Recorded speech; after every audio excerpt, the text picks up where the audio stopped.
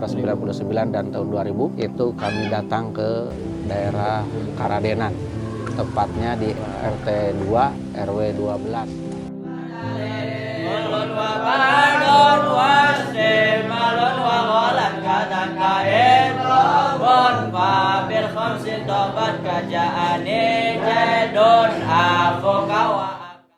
Assalamualaikum warahmatullahi wabarakatuh. Waalaikumsalam warahmatullahi wabarakatuh. Ya, perkenalkan, nama saya Ahmad Yusin Hakiki, atau biasa orang mengenal Pak Haji Ahmad Yusin Hakiki.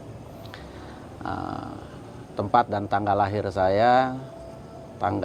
saya 25 Desember 1974 di suatu kota yang sangat kecil, yaitu di satu kecamatan yang masuk kepada wilayah Kabupaten Lebak, tepatnya di daerah Malingping. Jadi alhamdulillah sekarang ini berarti hampir memasuki usia 50 tahun. Masya Allah. Insya Allah. Gitu. Jadi lahir 74, kelahiran 74. Nah, pendidikan dasar saya dapatkan di daerah Rangkas Bitung, tepatnya di daerah masuk kecamatan Sajira. Alhamdulillah setelah itu kami melanjutkan pendidikan di Pondok Pesantren Manbaul Ulum, tepatnya di Kampung Bunar, Desa Bunar, Kecamatan Cigudeg, Kabupaten Bogor. Jadi alhamdulillah saya banyak menuntut ilmu di daerah Bogor. Itu selesai pendidikan pesantren itu sekitar tahun 97-98. Alhamdulillah dengan susah payah saya di bawah bimbingan dari Yang Mulia guru kami bersama, yaitu Bapak Kiai Haji Sirojudin Jajuli, juga di bawah asuhan Kiai Haji Zainal Mutakin, juga di bawah asuhan Kiai Haji Sugama dan guru-guru ustadz-ustadz yang lain. Kami menempuh pendidikan selanjutnya di pondok tersebut. Dan alhamdulillah semua program pondok di pondok tersebut kami bisa selesaikan dengan baik, tepat pada waktunya. Dan setelah itu tentunya guru kami memberikan izin kepada kami untuk belajar di pondok-pondok yang lain yang ada, terutama di wilayah untuk Jawa Barat, Jawa Tengah, sampai Jawa Timur dan sebagainya. Alhamdulillah berkat doa beliau-beliau, maka pendidikan pesantren kami bisa kami jalankan dengan baik, bisa menyelesaikan tepat pada waktunya. Alhamdulillah tahun 98 kami kembali ke Banten, dan di sana sekitar 1 tahun kami mendirikan pesantren.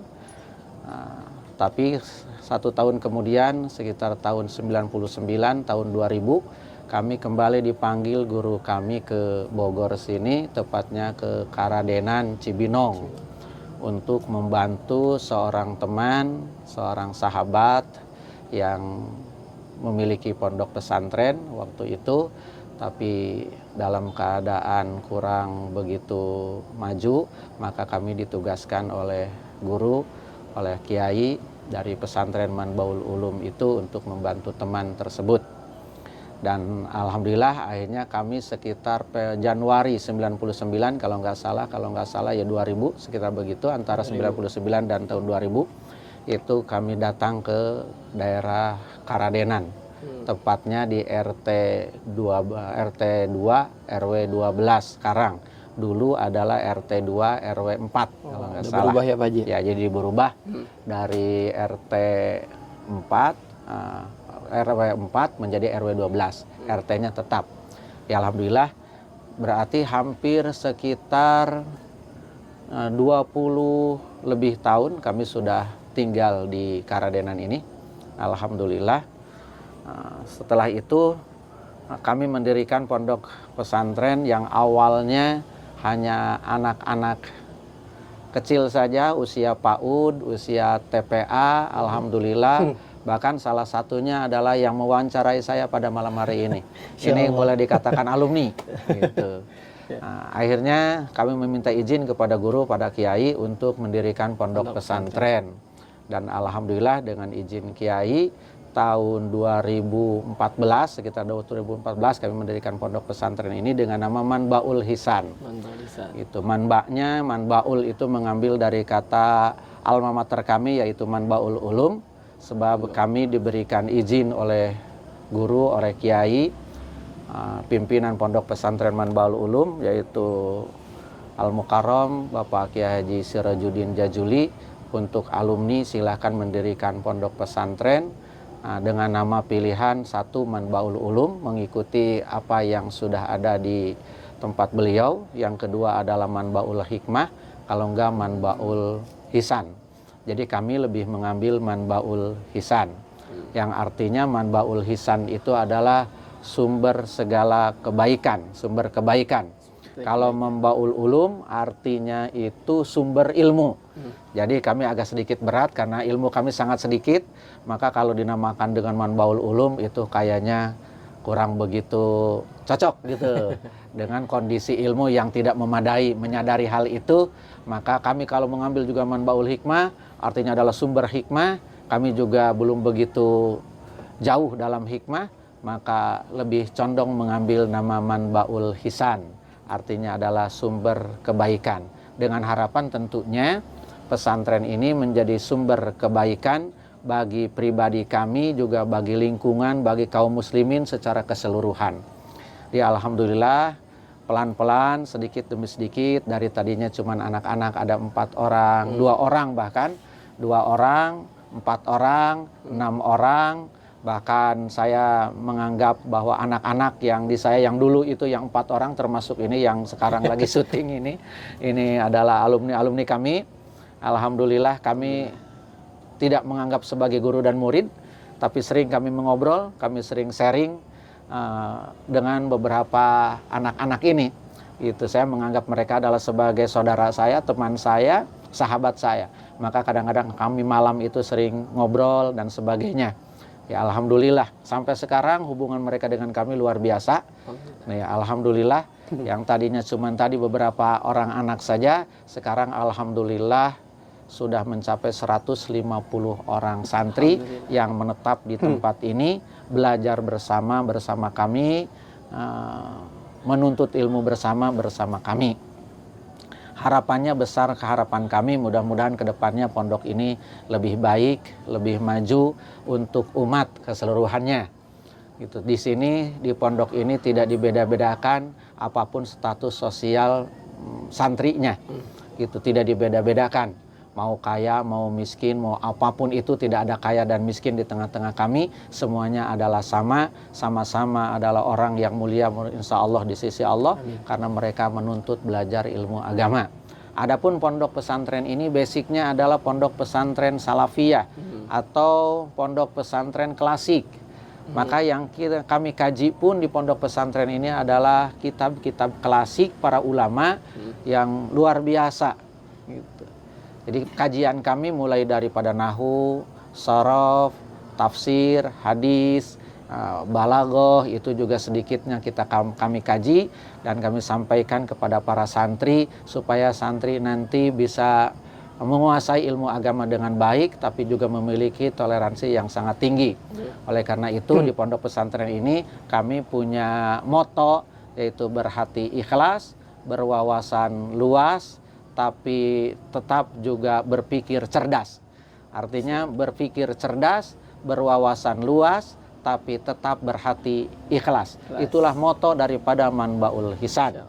Maka alhamdulillah itu bahkan termasuk membuat logo daripada Manbaul Hisan itu sendiri.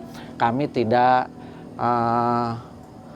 lupa mengikut sertakan anak-anak santri kami sehingga terjadilah logo yang seperti tertera sekarang. Iya, betul, gitu. Alhamdulillah ini adalah kami berempat waktu itu menggambar itu, mengkonsep itu gitu ya, supaya menjadi suatu lambang yang luar biasa yang menjadi penyemangat bagi para santrinya. Maka jadilah lambang, di situ ada bola dunia, terus ada sebuah kitab, sebuah buku yang berwarna kuning. Artinya kami pondok pesantren ini mengkaji kitab-kitab kuning. Terus ada juga bola dunia waktu itu usulannya gitu. Artinya kitab kuningnya dibuka dengan baik, artinya bahwa buku itu adalah jendela dunia. Dengan ilmu insya Allah kita akan menguasai dunia. Dan ditambah dengan ada bintang-bintangnya. Bintang 5 gitu, ya Pak? Iya, bintang 5 itu menandakan rukun Islam. Atau artinya yang 4 adalah sahabat. Dan yang paling besar itu saya bilang bintang paling besar adalah Rasulullah. Sedangkan yang 4 itu adalah sahabat 4.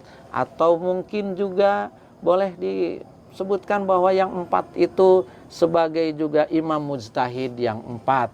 Berarti di mana kajian kami itu tidak mengesampingkan daripada dalam bidang fikih kepada mazhab yang 4. Yang termasuk mazhab ahli sunnah wal jamaah dalam bidang fikih.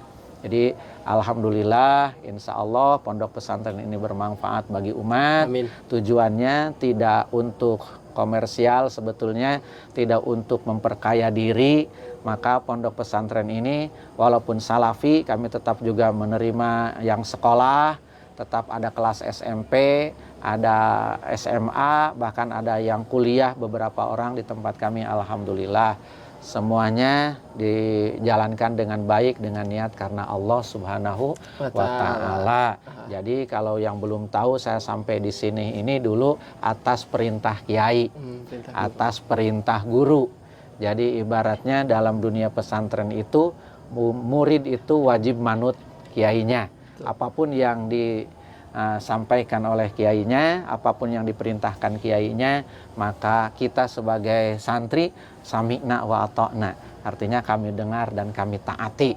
Dan alhamdulillah dengan berkat doa guru, alhamdulillah kami bisa sedikit berjalan walaupun tertatih-tatih.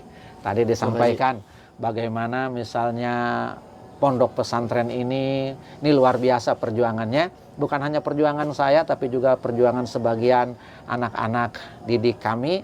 Itu alhamdulillah membantu luar biasa. Ya. Ini Pak Haji, alhamdulillah udah disampaikan sama Pak Haji tentang biografi Pak Haji tadi dari mulai mondok sampai ke sini.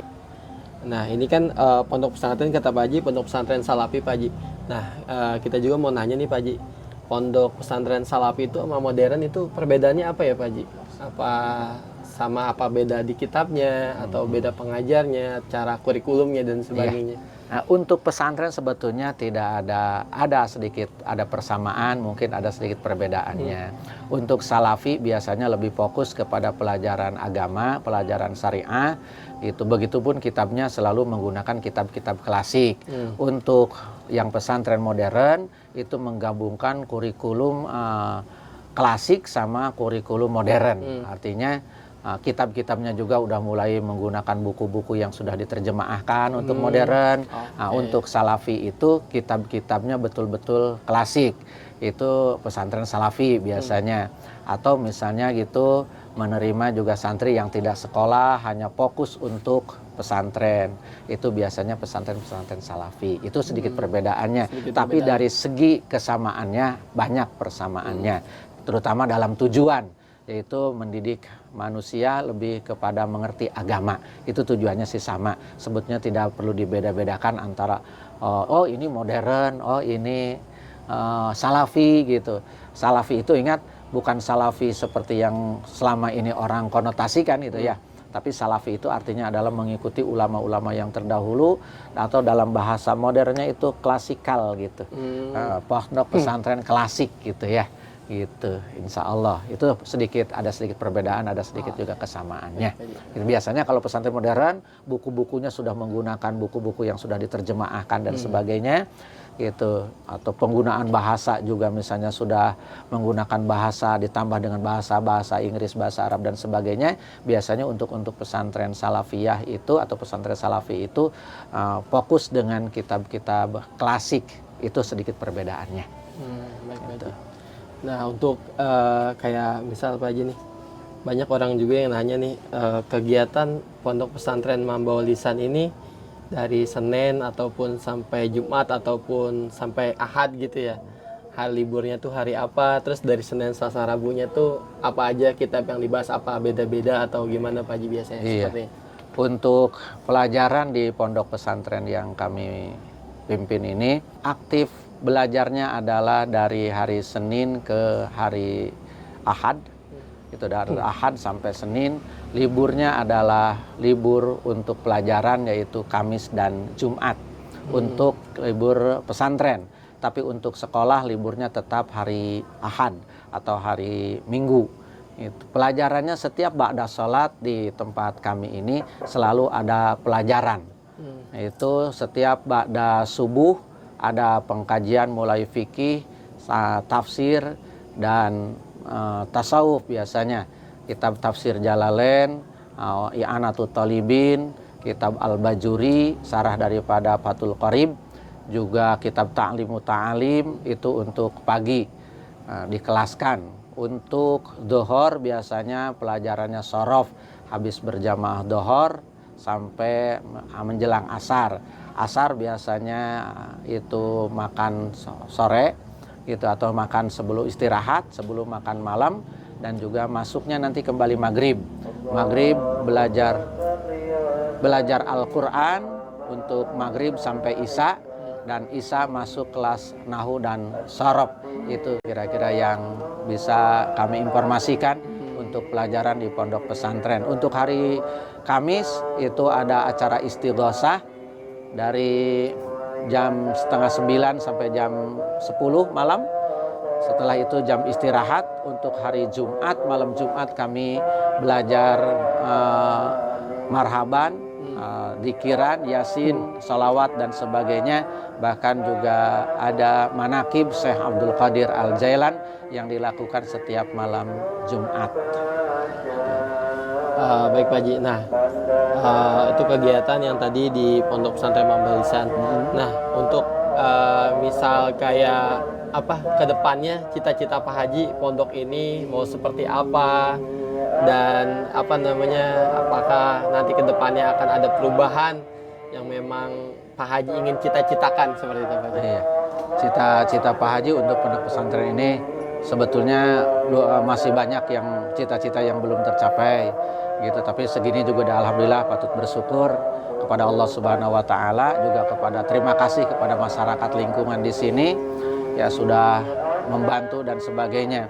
Masih harapannya masih besar ke depannya, mudah-mudahan pesantren ini semakin berkembang, tidak melupakan orang-orang soleh terdahulu, tapi juga tidak menolak kemodernan zaman. Itu yang maksudnya ke depannya insya Allah.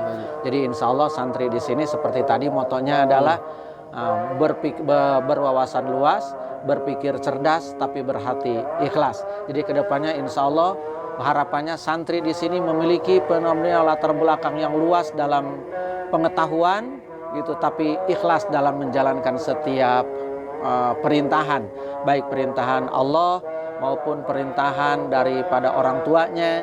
Semuanya itu mudah-mudahan harapannya menjadi pesantren yang maju, yang pesat, dan insya Allah pesantren ini Pak Haji juga titipkan kepada anak-anak muda, mudah-mudahan nanti kedepannya dikelola bersama-sama. Insya Allah kita maju bersama, kita berpikiran tentang agama.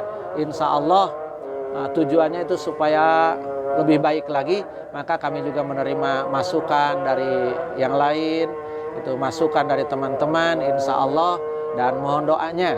Masih banyak yang perlu diperbaiki supaya pesantren ini lebih maju lagi ke depannya.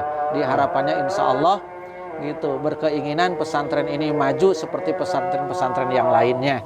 Insya Allah tujuannya mudah-mudahan anak didik di tempat kami ini memiliki keimanan yang kuat, tapi juga mengerti tentang teknologi supaya juga ke depannya, karena bukan hanya ilmu agama saja yang harus mereka serap, tapi juga harus mengerti tentang ilmu teknologi. Jadi bukan hanya akhirat saja juga, tapi juga untuk dunia. Maka harapannya nanti ke depannya pesantren ini menjadi pelopor kemajuan dalam bidang agama, juga menjadi pelopor kemandirian gitu kepada para santrinya, insya Allah, mudah-mudahan, amin ya rabbal alamin.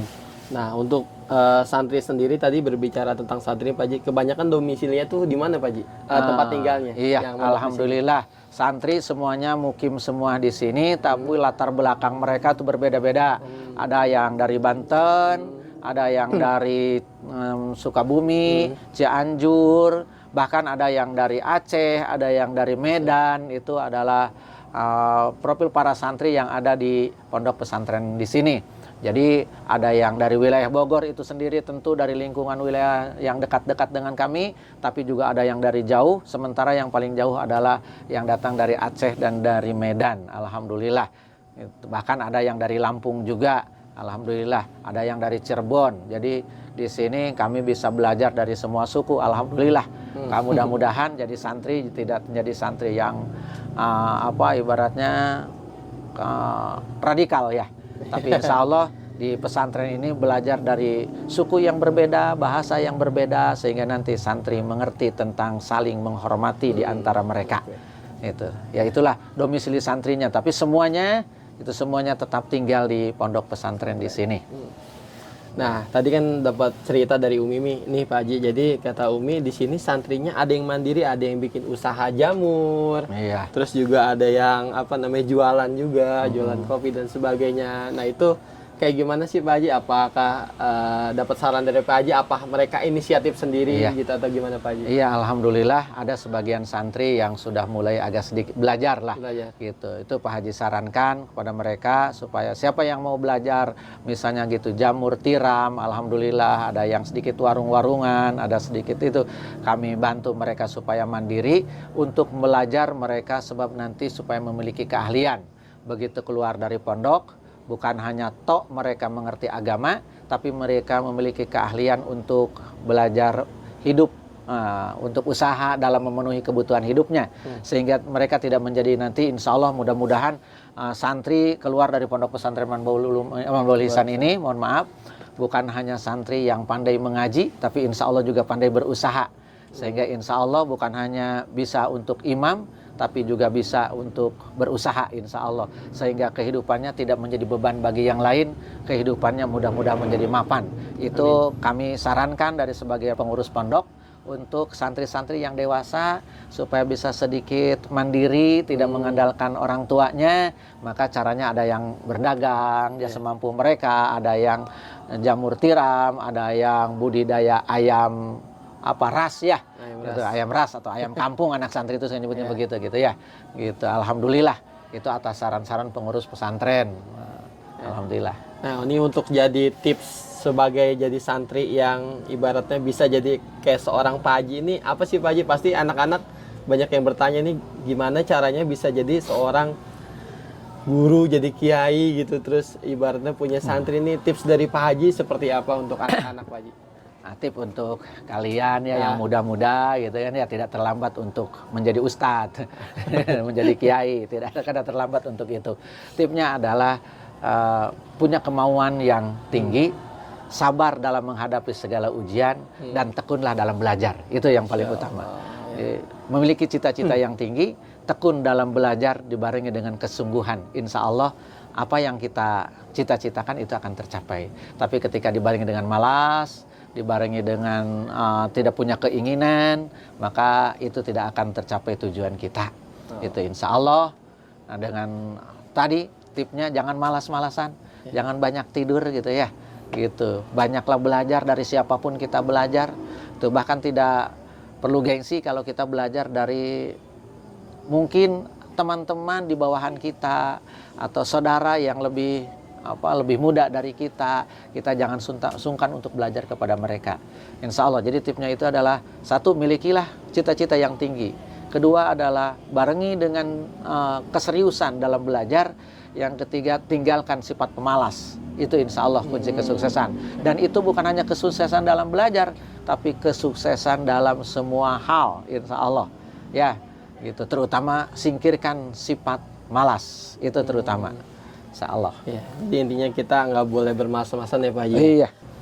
Iya, banyak cerita Pak Haji di sini. Nextnya mudah-mudahan kita bisa duduk bareng lagi Pak Haji. Kedepannya juga Pondok Pesantren Manbaul Ihsan ini banyak memberikan manfaat untuk masyarakat semuanya. Kita ucapkan terima kasih kepada Pak Haji. Nextnya kita bakal ketemu lagi ya saudara-saudara. Ya udah, cukup sekian dari kita.